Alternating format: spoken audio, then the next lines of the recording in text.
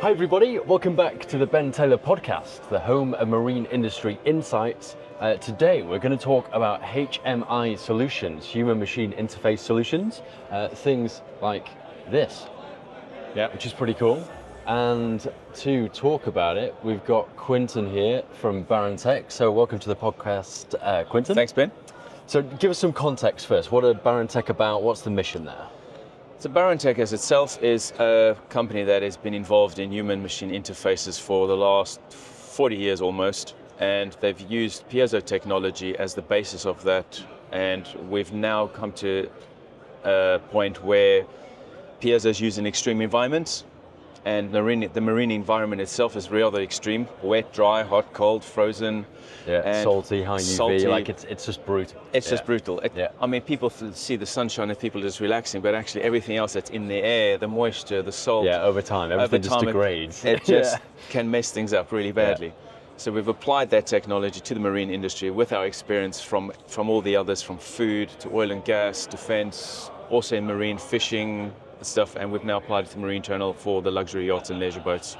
And for anyone who doesn't know, can you just explain a little bit about Piezo technology, how it works, and why it's so useful in this particular context? I think the easiest way to describe what people will be familiar with Piezo technology is in their kitchen, where potentially you have a hob, induction hob for example, and it's all glass.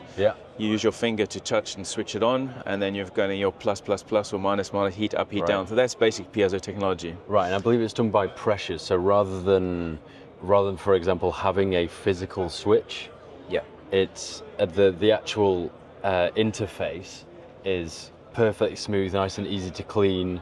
Salt and whatever else doesn't get into the little moving parts. There's no permeation of anything. And it's the pressure itself. A little bit of pressure creates a pulse, and that pulse then releases energy. Right, and then that's the trigger. That's the trigger that activates the switch as such. Okay. And Barantech as an organization, who are you speaking to? Who's kind of important partners in Europe for driving growth and bringing this to more boats? We are speaking mostly with boat builders themselves, the direct OEMs from various sizes. Some of the smaller ones, some are very niche but high end. Some are serial builders, and we're basically trying to introduce this into the market, tying in with digitalization across the industry, in the sense where we've taken everyone's trying to switch to a CAN bus system or going digital, and we've created our panels and switches to work in whatever system people are using. So if you're maybe a small, very traditional builder, you may not be 100% digital. So our switch interfaces with that. We have a smart relay that works with, it feeds into a analog system, but it has a digital brain.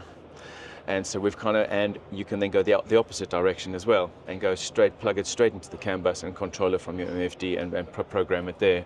So we work with people in that sense, and we're always there along the journey to make sure, you have any issues with software doesn't work or the codes are wrong, we're there to support all the way through to ensure it all works seamlessly. And it varies quite a lot. The demands of, for example, a large yacht builder will vary from a really well-established, quite large-scale production boat builder. And then you've got some niche builders who maybe produce one or two models in a whole year.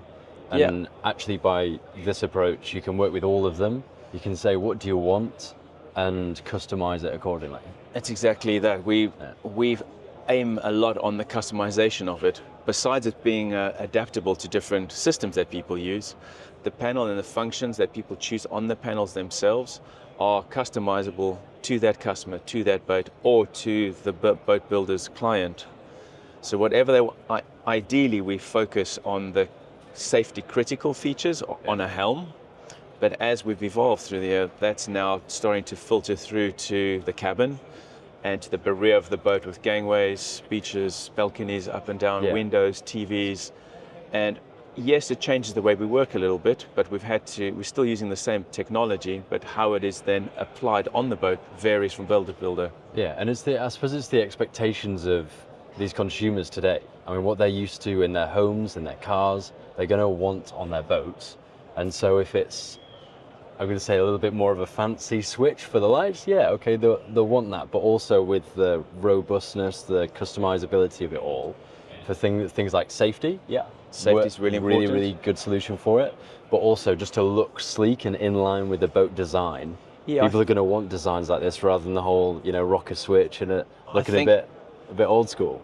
Anyone watching who's interested in the marine will say, like, you go onto some of these beautiful yachts and you see they've spent their millions of pounds or hundreds of thousands of pounds designing the interior and the helm to look beautiful and clean. Yeah. And there's an element of that, but then you do end up with sometimes little rocker switches or the mechanical push buttons. So they almost look out of place. It takes away from the whole design and the whole experience. They're practical, they're functional, there's nothing wrong with them. But I think from the experience, like I said, now you buy a car, you mentioned that, and people's daily life, they're on their phones, they're touching things, they're touching screens. I'm sure you found yourself at some point someone's having a conversation with you and you're trying to touch their laptop to kind of say, no, there it is, and move it down, and it doesn't do it. Because you're so used to touch. The difference here, though, is at the same time as we're used to that, we are also frustrated with sometimes having to go through many menus to get to what we want. So in your car, you want to adjust the heat in your car at the moment. If you're in an electric car, it's can be quite a process. Yeah. So we like to give people that same experience that they're used to, but we filter down to the key functionalities that they really, really need, that they need to trust and rely on straight away for their convenience, for their experience on board, and for captains and sailors, just, I want my horn, there it is, straight away. Touch it and it just works. And it works. Beautiful. Yeah. Whether my hands are wet or dry or greasy, that's the other advantage of using our panels and technology. Piezo works. It works in whatever condition. Yeah. If you have a touch screen, sometimes if it gets a bit wet, they can go in the frizz. Yeah. But sun cream, they can also play up. So, and heat and sunlight, something also affects them as well. Yeah. So let's talk about the technology behind the switches. So things like NMEA 2000. Yeah. How do you integrate with systems like that and be compatible with Empire Bus and all the other canvases out there? So I'll say behind the scenes there is we've decided to focus on being N2K compatible, NMEA 2000 compatible, and we've integrated the cables back into the back of our panels. So the choice of the panel is you can either take the panel direct into the CAN bus or entry bus, and then it goes straight into the system. You can then configure it from the MFD. If you're running a hybrid system, I said, for example, we have a smart relay which we've developed, which then goes straight into there. And again, we then program that switch in our smart relay in doing our production process. And that's part of your customization on the panels as well. And we can get to that a little bit later, how we get to that stage. Yeah. And then the other alternative is that we also have what we call a dry contact version, which is effectively like a typical light switch. There's two cables that come out the back. Okay. And it's just an on and off function, but it still has the piezo technology behind it. Right, okay. And where that is then integrated into the wiring or cabling of the boat itself. Right, so that fundamentally your mission there is that it's going to be compatible with as many systems as possible. Yeah, so our job... I suppose the absolute nightmare is, well, it doesn't connect, so we can't use it. No, we're trying to make it as convenient and easy for any boat builder of any size, no matter what system they're using, no matter what system they're running, whether it's a combination of digital or an old analog system. We try to make it as easy as possible to use our product. Right, and let's talk about the configuration 2.0. Sounds like a transformer or a movie. Yeah, 2.0. What is it? We have been working on an online configurator for boat builders or end users potentially also to actually configure and build a panel that they want. So, for example, they get to choose their icon, they get to choose the text, they get to choose the color of the LEDs, the passive color as well as the active color. They then also get to choose the function of the switch, whether it is a timed switch, which will give you a time, you'll touch it and it'll stay on for 5 seconds or 10, etc. Yeah. You've got a momentary switch, which you will, if you keep your finger on it, it is active. It's a different function. You can different kind of function, program that, and if you leave it, it stops. Yeah. And then you've got a what we call a latching switch, where you touch it and it goes on, and you touch it again, it goes off. It latches on and stays powered. Right, and this is all about whoever's designing these switches being really clear about what they want. Exactly. Making sure that you guys know what to deliver, and obviously it being appropriate for the use case and how they want to use it. Exactly that. So we allow our customers to see what they're going to buy and what functionality they are buying to get a visualization of it before they make a purchase. Yeah. because you don't want people to, people of course change their mind, and some that you can't do that, but we're just trying to give people a visualization and a kind of a touch point that they can see beforehand what they're going to experience. Yeah, and it's quite a process, isn't it? I mean, if you went through all this design phase and goodness knows how many conversations before, yes, the model of the boat is in production and it's kind of happening, the last thing you want to be doing is, oh, that's not what we meant. We wanted something different, so it makes it nice and clear. It's, a lot of people don't really, I think people forget about how long your cycle is in this process of building a boat. There's so much that happens before there's a design, but then there's the electrical design. And things change. That's the reality. Things change, and then while they're being produced, the customer changes their mind. But I think this kind of eliminates or helps us keep a bit of control over that. This decision has been made, it's signed off, we'll now make it and deliver it. And then while they're building, they do the installation. And then there's always cases of this PGN code doesn't fit with that. Okay, we come along, we fit, and go from there. And then it's hopefully the idea is that people just have a seamless experience. And again, it's that getting rid of switches. Not saying that they're bad, as I mentioned before, but they tend to wear out. Yeah, they'll always be better. So it could be a Barantech switch. And even ourselves, I mean, we've evolved over the years. Like I think we had our relays used to be in the back of our panels. So we used to have to program the panel and program the relays, and now we've taken that out and we've created a smart relay, but this is now can be used across a much wider variety of things instead of being stuck to our system, for example. So we've kind of opened up our product to more people to use them. But it's also streamlined our operation, it's streamlined the way we design, and it's at the same time, as much as we have a great vision, when you're actually dealing with the industry, you also learn a lot along the way, and it's important to be able to adapt and evolve.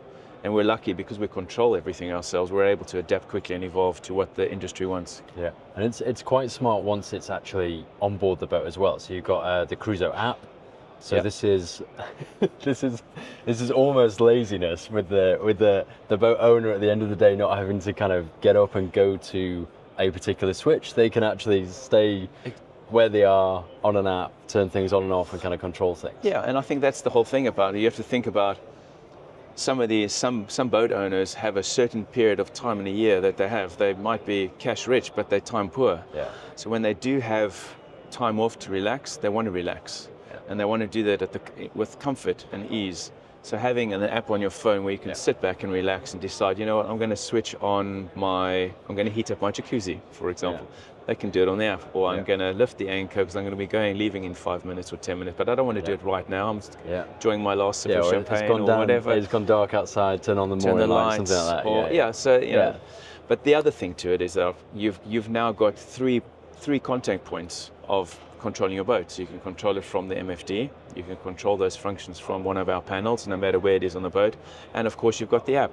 Yeah. Anywhere on the boat you can then also do it. So there's an element of redundancy or safety built into that as well, so that if something goes wrong with the MFD, you've still got a panel to take the controls.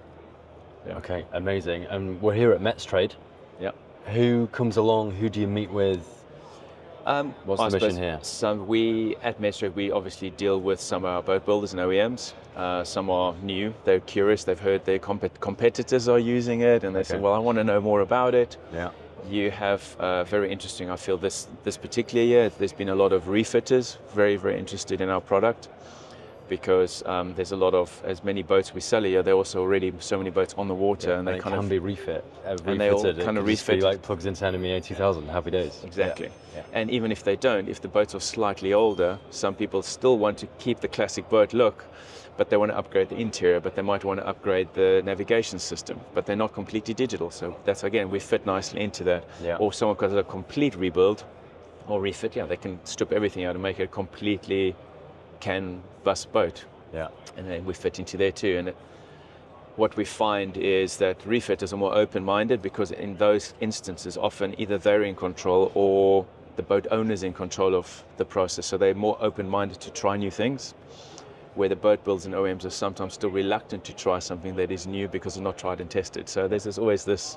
Yeah, it's a change that's happening. It's an ongoing thing. And we've also, so that's what I found at Metstrade this year. So it's a combination of OEMs, boat builders, refitters, and then we do have a few people who are in the chandlery after sales kind of reseller business, looking at different products.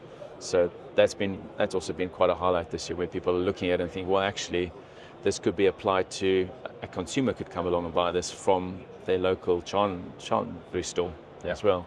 Because we have a different range of things. We just talked about the panel itself, but the same technology applies to a single switch. Yeah.